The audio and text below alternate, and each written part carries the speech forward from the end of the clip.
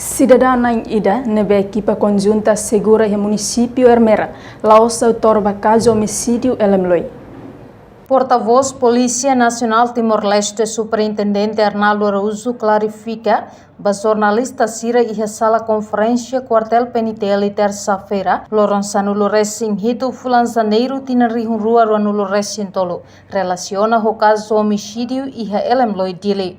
Equipa conjunta composto do Serviço Informação Polícia, Serviço Informação Militar, no Departamento Investigação Criminal Nacional, assegura cidadão Ida e Hasuku Leimea, posto administrativo Atsabe, município Ermera. No Loriqueiras, mai e edifício Departamento Investigação Criminal Nacional, segunda-feira foi na Lais, no Husik Fali foi identificação durante horas sanulo resin rua Nelarang.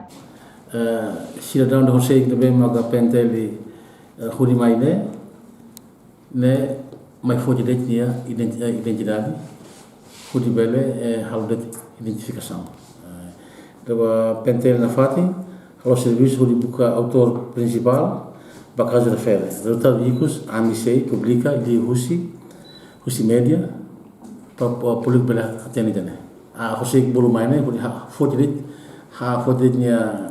minha identificação para o bela pentel o bela tene a coisa até durante 2 horas de tempo depois o se falia a onde mané ita se guardiania sai suspeito coscala ita foi identificado. Superintendente chefe Arnaldo Actuer, PNTL Mose continua a identificação para cidadão em Ruanulo Recintolo Seluk, nebe polícia identifica ona. Também lei Código Penal, artigo 5 Recinrua, for dalam ba PNTL atu identifica cidadão nebe autoridade desconfia.